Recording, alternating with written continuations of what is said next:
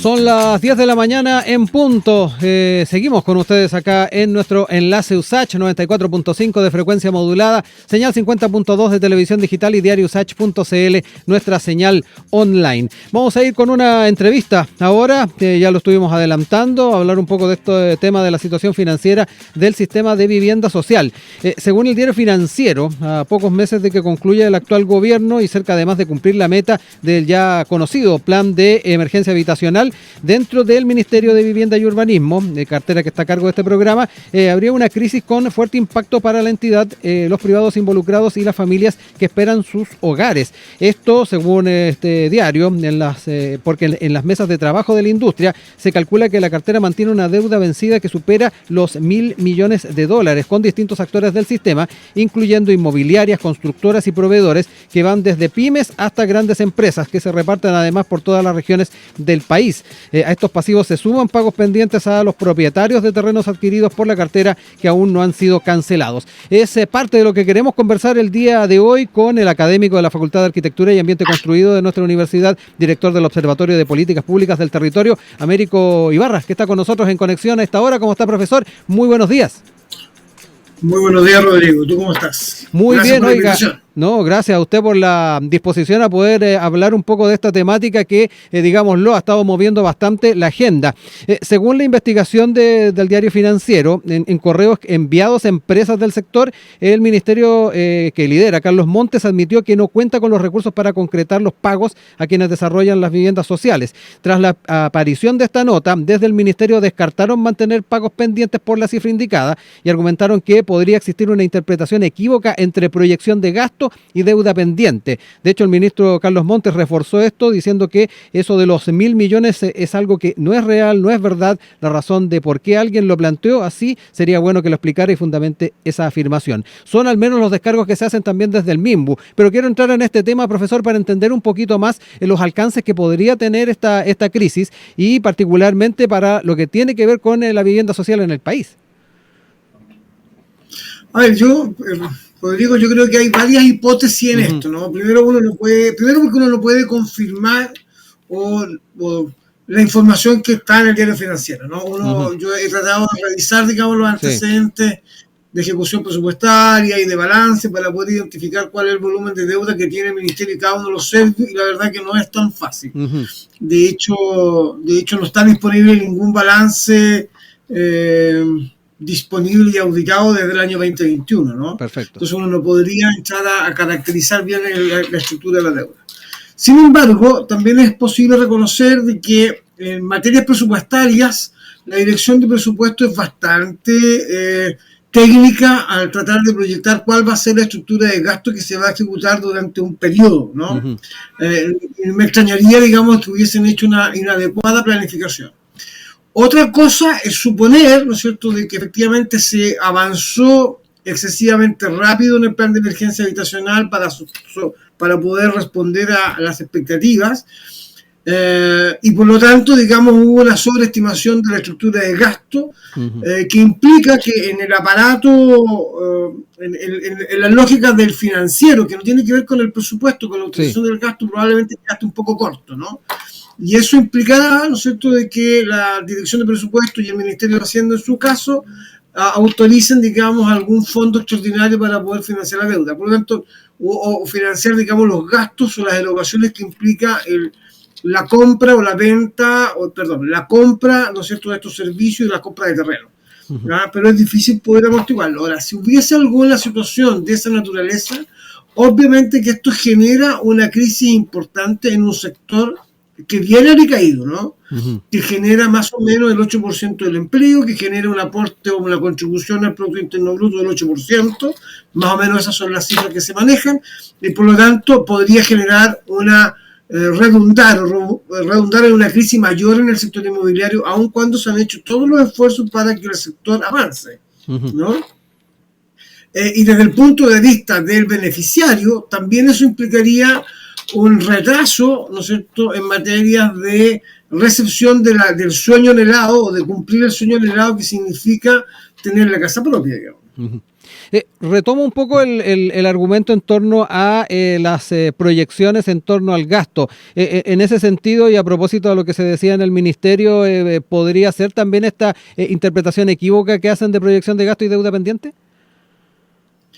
A ver, yo me imagino, es difícil, ¿no? Es difícil hacer una interpretación, pero desde el punto de vista teórico, lo que hay es el Ministerio el Ministerio de Vivienda a principios de este año o a fines de cada año, como pasa a partir de ahora, sí. Cuando se presenta el presupuesto, hace una proyección respecto de qué es lo que va a hacer el año siguiente.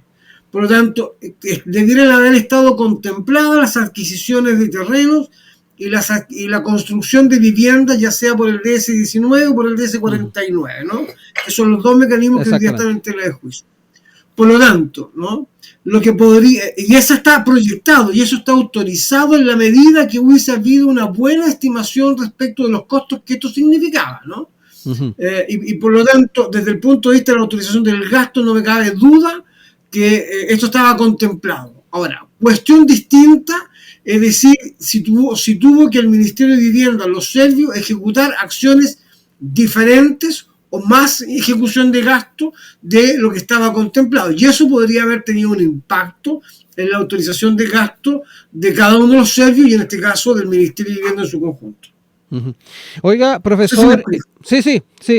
Lo que le quería también consultar, y de alguna manera también lo dejó entrever en su primera reflexión, está el tema de cuánto esto puede ir afectando a futuro la agenda de vivienda social. Es una pregunta que yo creo que se hacen no solamente desde la perspectiva ministerial, quienes son beneficiarios, sino que también a nivel político, porque en el debate presupuestario ya se ha visto afectado por estas denuncias, incluso hay sectores de oposición que están condicionando la discusión en el Congreso, también llamar al ministro a aclarar algunos temas. ¿Cuánto también puede afectar a futuro la gestión en un tema tan importante para nuestro país como es la vivienda social? A ver, yo creo que primero hay que decir, digamos, que la formulación del presupuesto que entra en discusión a partir de este año es una discusión que pasa por un proceso muy estructurado, ¿no? Y por lo tanto con discusiones técnicas con los ministerios, los servicios en su momento, con las discusiones con la dirección y en estas relaciones con la dirección de presupuesto, con la aprobación del ministro de Hacienda, con la aprobación del presidente de la República, con la definición de un plan de trabajo para el año 2026. Luego, en esas condiciones, entra este proyecto presupuestario a discusión en el Congreso, ya sea en la Cámara de Diputados o en el Senado, en las comisiones respectivas. Y es un mes de discusión en la cual se van a poner acento en discusiones que tienen que ver con la política, que tienen que ver con la cuestión técnica respecto de la orientación técnica política de ejecutar un determinado gasto.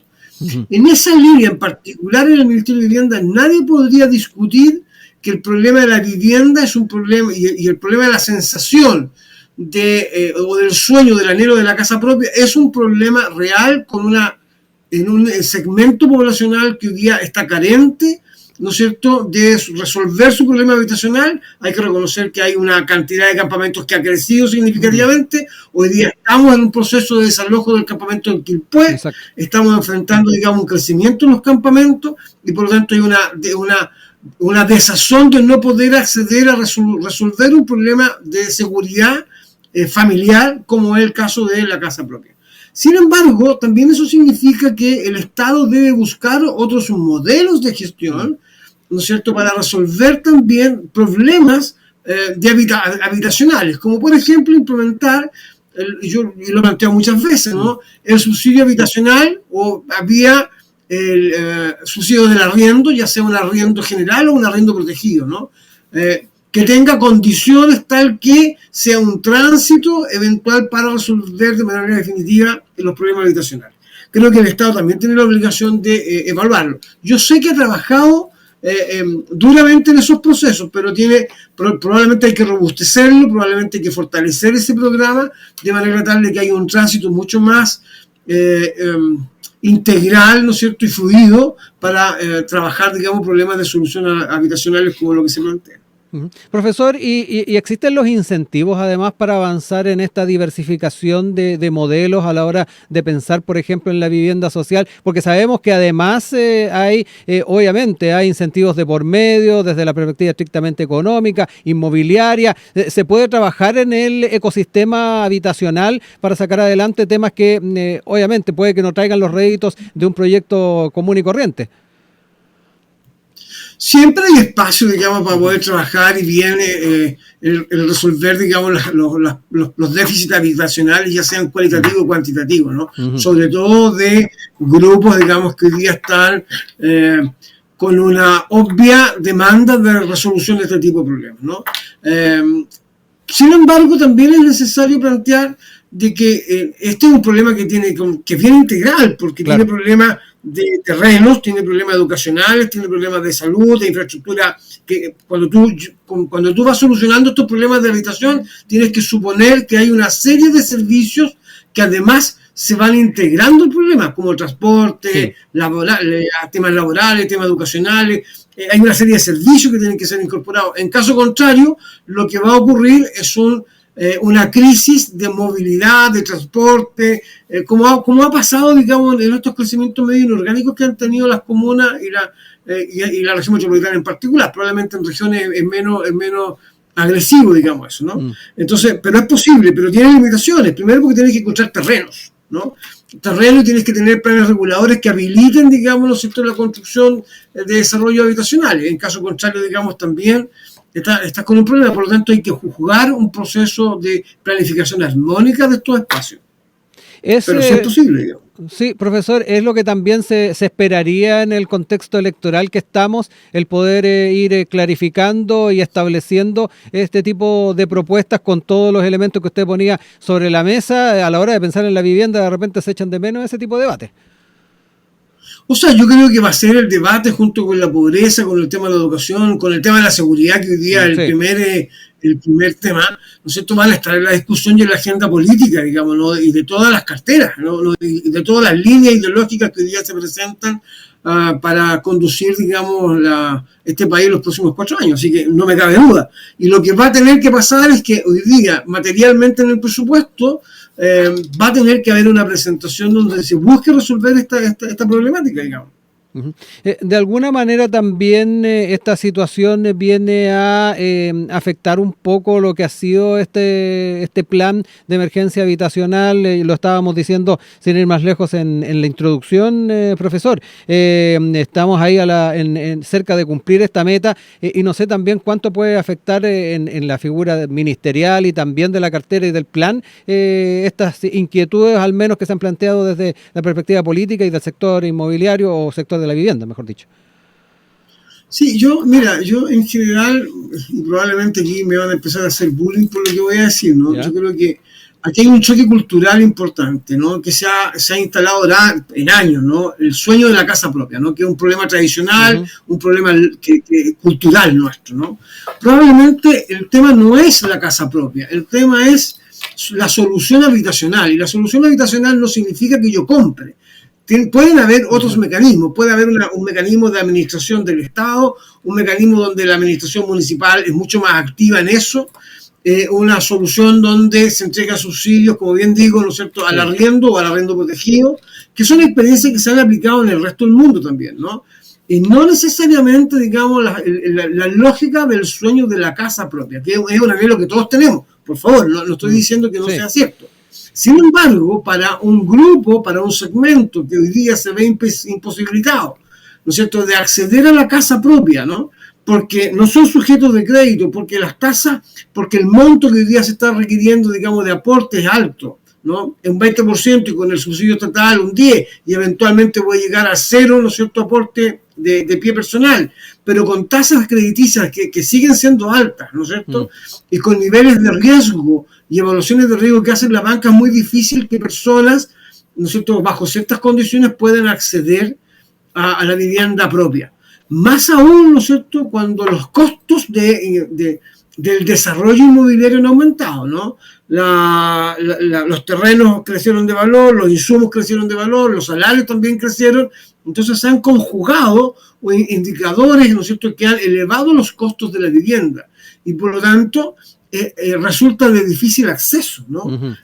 Basta hacer la prueba de cuando uno va al banco y pide, digamos, le simulan un crédito para una vivienda, cuánto es lo que requiere de sueldo, ¿no? Y todos los requisitos de por medio.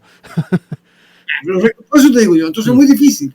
Por lo tanto, yo creo que hay una invitación a los actores de la industria a buscar mecanismos distintos que permitan resolver los problemas habitacionales, no pensando solo en la casa propia, ¿no? En ese sentido, profesor, ¿se podría estimar cuánto, comillas, podría ser el ahorro apuntando un modelo de arriendo, obviamente, al alero estatal? No, yo no tengo la estimación en la cabeza, ¿no? Yo creo que es un bonito desafío poder evaluar cuánto es lo que podría significar el incentivar, digamos, políticas de este tipo de subsidios. Me parece, digamos, de que una buena experiencia, hay algunos municipios que han tenido una buena experiencia en esto, pero también sosteniéndolo en los subsidios estatales, porque obviamente, ¿no? Cuando tú compras una vivienda, ¿quién te lo financia? Te lo ¿quiénes son los beneficiarios? Personas que son sujetas a beneficios sociales, como por ejemplo, de subsidio a la vivienda o vía arriendo, ¿no? Entonces hay una combinación público-privado que podría ser exitosa y podría ser beneficiosa para ambos, ¿no? Sobre todo en una industria que hoy día está dinámica y Sí, y que además, ya que hablábamos de temas interrelacionados, profesor, en el ámbito del empleo, el rol que tiene también el tema de la construcción no deja de ser importante. Ahí tenemos varios temas que están entrelazados y que de alguna manera es importante tenerlos en perspectiva.